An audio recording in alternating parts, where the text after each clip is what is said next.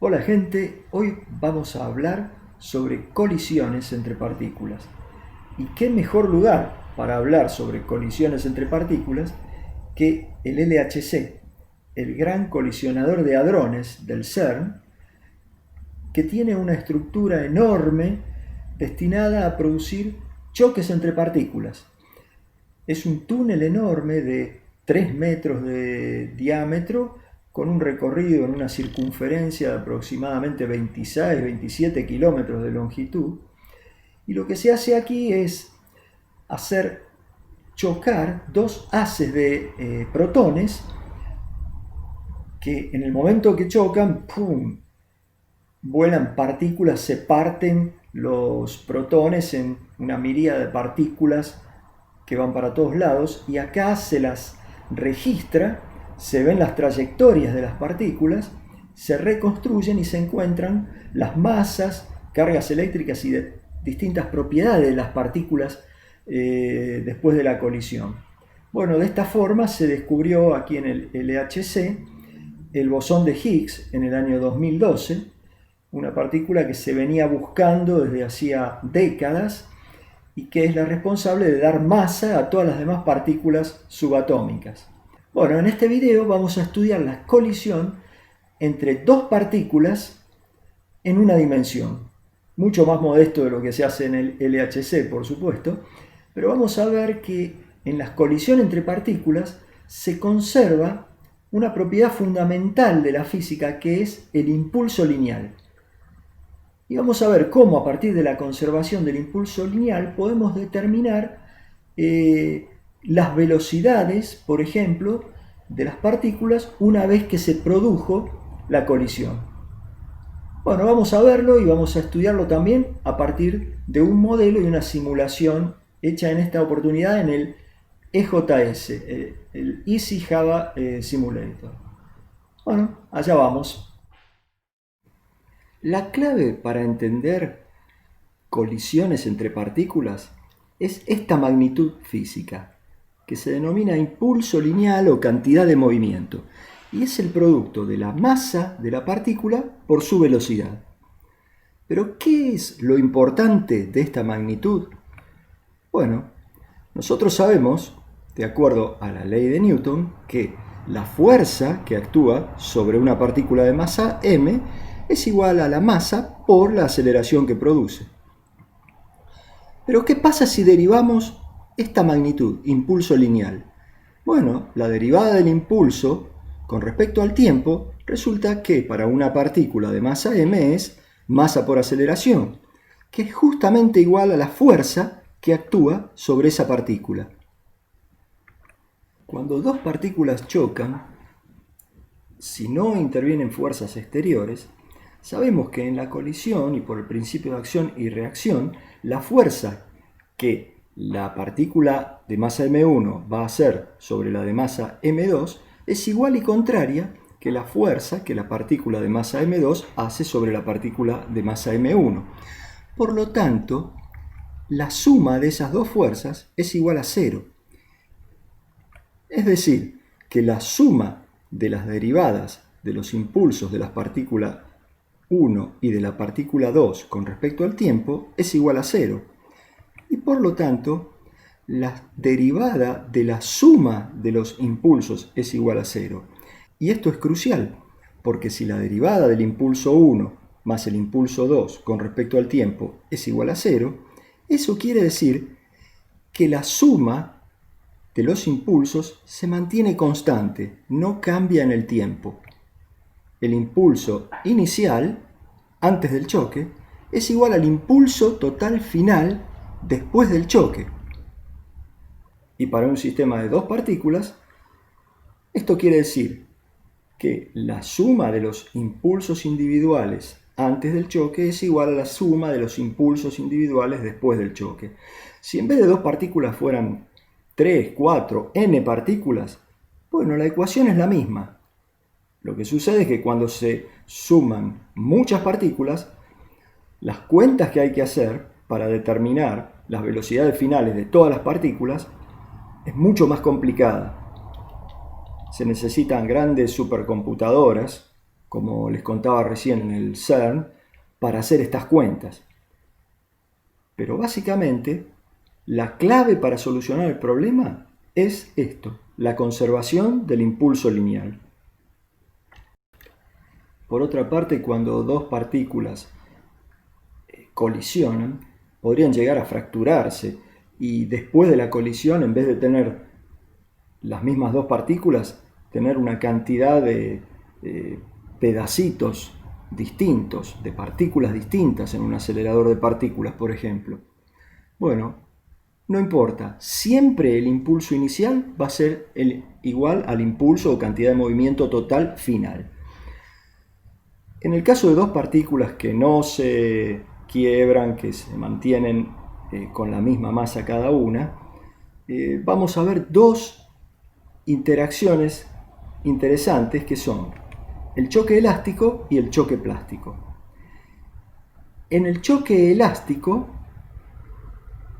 se conserva la energía cinética de las partículas. Y fíjense que las fórmulas que vamos a usar son que el impulso inicial antes del choque es igual al impulso final total después del choque. Y además, la fórmula de conservación de las energías cinéticas de las partículas 1 y 2 antes del choque y después del choque. Veamos entonces la simulación de la colisión entre dos partículas. Para simular esta colisión usé un programa que se llama Easy Java Simulations, EJS. Está desarrollado por Francisco Esquembre de la Universidad de Murcia y es realmente un sistema muy potente para hacer modelizaciones y simulaciones de fenómenos físicos. Bueno, en este caso entonces usé dos partículas, una partícula azul y una roja, que son las que vamos a hacer chocar. El modelo para realizar esta colisión es muy simple en el EJS, un lugar en donde se definen las variables que vamos a usar. La evolución la hacemos directamente a partir del sistema de ecuaciones diferenciales, derivada de x con respecto al tiempo igual a la velocidad y derivada de la velocidad con respecto al tiempo igual a la aceleración, tanto para la partícula 1 como para la partícula 2. Fíjense, son estas cuatro ecuaciones diferenciales y nada más que directamente se ingresan en el modelo. Y después, unas pequeñas líneas nada más de programación en Java, que lo que definen estas líneas es cómo va a actuar el sistema cuando se produzca la colisión. En la partícula azul lo que podemos asignarle es velocidad y masa, y a la partícula roja lo mismo. Aquí puse la partícula azul con velocidad 0, o sea que la roja la va a chocar, y las dos tienen la misma masa. El tipo de colisión que vamos a hacer es una colisión elástica, es decir, donde se conserva la energía cinética. Le damos play y vemos que si las partículas tienen la misma masa, la partícula roja le transmite toda su energía cinética al azul en el momento de la colisión. Veamos qué pasa si la partícula azul ahora tiene el doble de masa que la roja. Le ponemos 2 kilogramos de masa. Corremos la simulación. Bueno, en este caso vemos que la partícula azul y la roja interactúan alejándose entre sí. Siempre después de una interacción, las partículas se alejan entre sí. Otra posibilidad sería, por ejemplo, que la partícula azul ahora tiene menos masa que la partícula roja. Pongámosle 0.5 y veamos qué pasa ahora. Ahora, por supuesto, la partícula de menor masa va a salir con mayor velocidad y la otra se mueve más lento.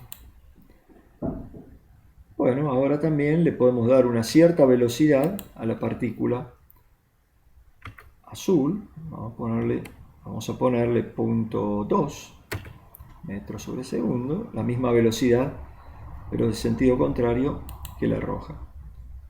Bueno, y ahí las dos chocan y salen disparadas, una para cada lado. Fíjense que este sistema permite probar muchos escenarios, distintos escenarios. Ahora podemos agregar una velocidad más grande a la partícula azul y una masa mayor, por ejemplo.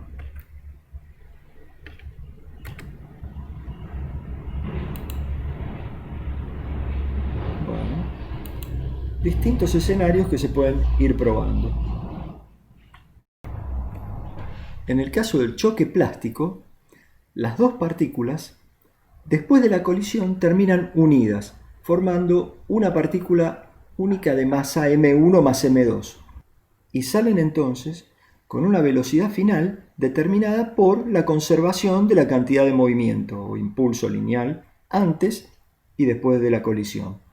En este caso, la energía cinética no se conserva. ¿Por qué? Porque hay energía que se disipa en deformaciones, calor disipado, otras formas de energía que en el choque plástico hacen que la energía cinética de las partículas que intervienen no se conserve. Bueno, por último veamos qué pasa cuando la interacción es de tipo plástica, es decir, una colisión plástica, que es aquella en la cual las dos partículas se juntan después de la colisión. Bueno, ahí forman un único sistema de masa m1 más m2. También podemos, en este caso, probar varios escenarios, ponerle una determinada velocidad a la partícula azul, y, por ejemplo, cambiar su masa.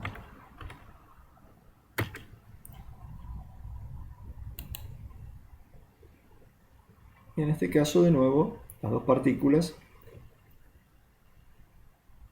salen juntas formando un único sistema de dos partículas.